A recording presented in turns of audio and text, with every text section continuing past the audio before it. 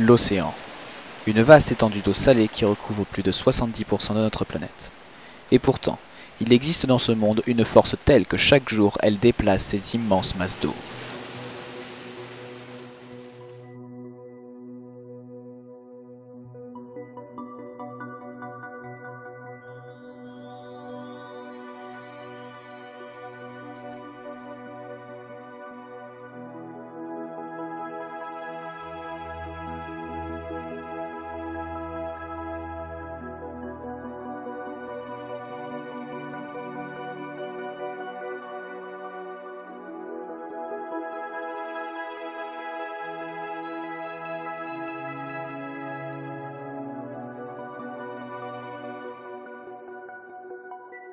Saltile à marée basse. L'eau s'est retirée en laissant place à une grande étendue de sable et de roches. On y retrouve de nombreuses espèces cachées sous les algues, le sable humide ou encore dans les flaques entre les rochers.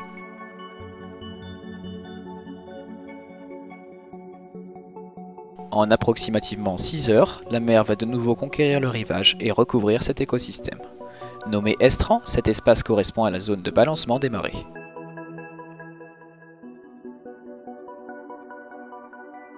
Le marnage correspond à la différence entre les niveaux de la basse mer et de la haute mer.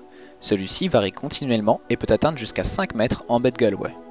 Dans certains endroits du globe, les mouvements d'eau peuvent être bien plus importants, avec des marnages atteignant jusqu'à 15 mètres.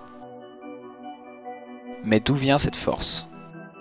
Il faut en fait prendre de l'altitude pour le découvrir et sortir de notre atmosphère. Située à environ 380 000 km de notre Terre, c'est la Lune qui exerce sa gravité sur la surface de la planète bleue pendant qu'elle tourne en orbite. Sa puissance entraîne ainsi dans son axe le gonflement des océans. Lorsque la Lune se retrouve en alignement avec le Soleil, ces deux forces gravitationnelles s'additionnent et l'on obtient ainsi des marnages importants. On appelle cette formation une syzygie. A contrario, lorsque la Terre est située dans un angle droit entre la Lune et le Soleil, ces forces sont opposées et le marnage est réduit. Cette formation est alors appelée quadrature.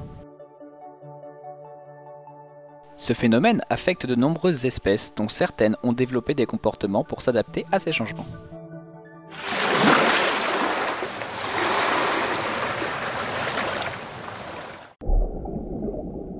Les lançons.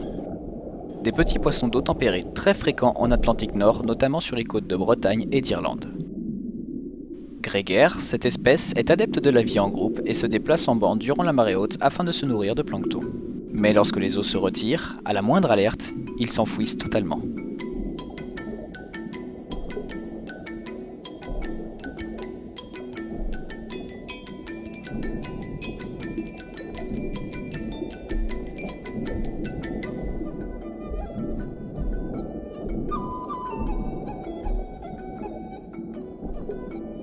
Dès que la marée remonte et que le danger s'est écarté, ils réapparaissent de nouveau.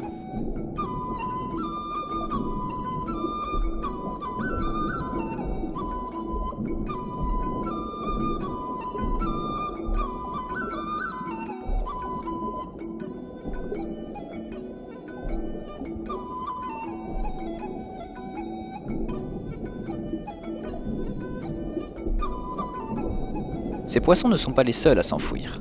Ce crabe vert, recouvert de sable, pourrait être confondu avec une pierre. Tout comme les lançons, il se protège en disparaissant sous le sable lors de la marée basse. Ainsi, à l'abri des prédateurs, il attendra que la marée remonte pour retourner chercher de quoi se nourrir.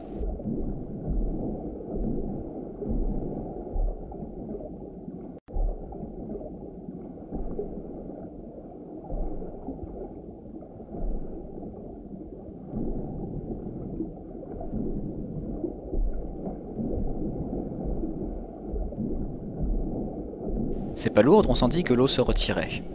Elles recherchent alors un emplacement idéal pour s'enfouir sous le sable en utilisant leurs pieds. Si elles ne le faisaient pas, la marée les abandonnerait à l'air libre et elles périraient.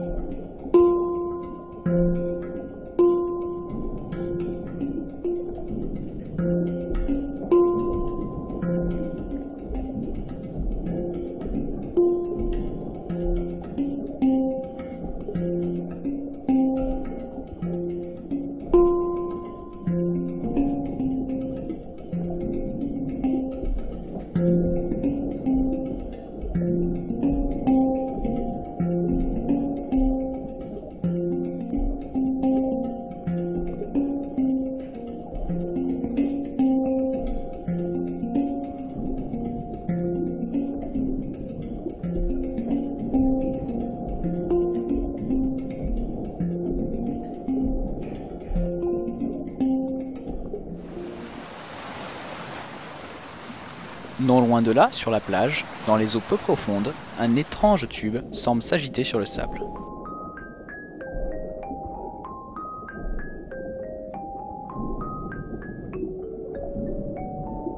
Il s'agit en fait d'un escargot de mer appelé nasse réticulée. Sa trompe est un organe olfactif lui procurant un puissant odorat grâce auquel il repère sa nourriture. Nécrophage, ce mollusque se nourrit de cadavres marins, ce qui lui vaut le surnom d'éboueur des mers.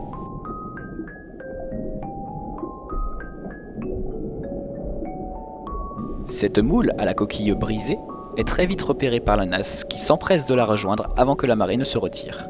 Quelques instants plus tard, un deuxième escargot viendra également profiter du festin.